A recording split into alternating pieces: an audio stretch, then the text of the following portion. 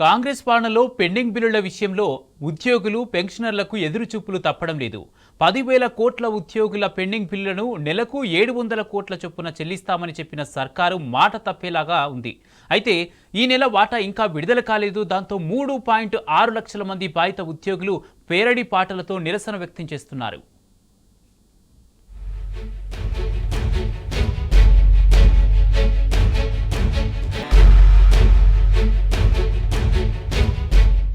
మొత్తం పెండింగ్ బిల్లులను ఒకేసారి ఇవ్వలేం.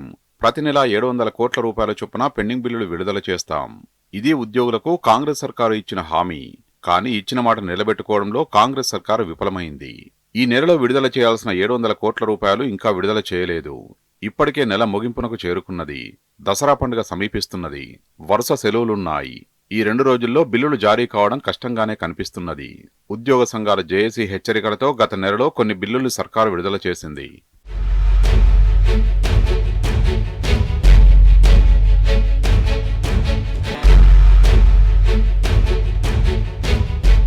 అయితే ఈ నెల బిల్లులపై ఒక్క అడుగు ముందుకు పడలేదు.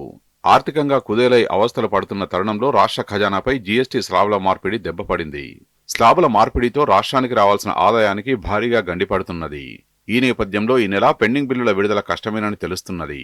రాష్ట్రంలో పెండింగ్ బిల్లులు మొత్తం అక్షరాల 10,000 కోట్లకు పైనే ఉన్నాయి. జీపీఎఫ్, సరెండర్, లీవ్, నగదు encashment leave, medical reimbursement, TGLI, group insurance, సంపాదిత సెలవుల బిల్లులు మొత్తం 8,000 కోట్ల రూపాయలున్నాయి.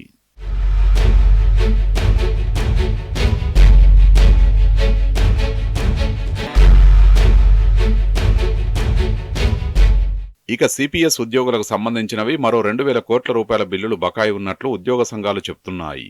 సిపిఎస్ ఉద్యోగులకు వాటాను సైతం సర్కారు చెల్లించడం లేదు. రాష్ట్రంలో 3.6 లక్షల మంది ప్రభుత్వ ఉద్యోగులున్నారు. వీరందరికీ ఏదో ఒక బిల్లు పెండింగ్లో ఉన్నది. దీంతో ప్రతి ఉద్యోగి పెండింగ్ బిల్లుల బాధితులేనని తెలుస్తున్నది. గతంలో పెండింగ్ బిల్లుల్ని ట్రెజరీలో సమర్పించిన 24 గంటల్లో డబ్బు ఉద్యోగి అకౌంట్లో పడేది. కానీ ఇప్పుడు కళ్ళు కాయలు కాచేలా వేచి చూడాల్సి వస్తున్నది.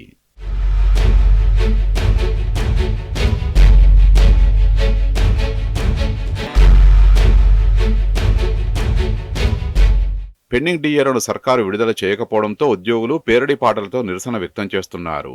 రాష్ట్ర ప్రభుత్వం ఉద్యోగులకు 5 డిఏలు బాకీ పడింది. ఇప్పటి వరకు 2 డిఏలు మాత్రమే విడుదల చేసింది. ఈ 2 డిఏ బకాయిలను వాయిదాల్లో చెల్లించాల్సి ఉంది. ఇప్పటి వరకు 9 వాయిదాల డిఏ చెల్లించలేదు. డిఏ పెండింగ్లో ఉండడం, బకాయిలు విడుదల చేయకపోవడంతో ఉద్యోగుల బాధలు వర్ణనాతీతంగా మారాయి.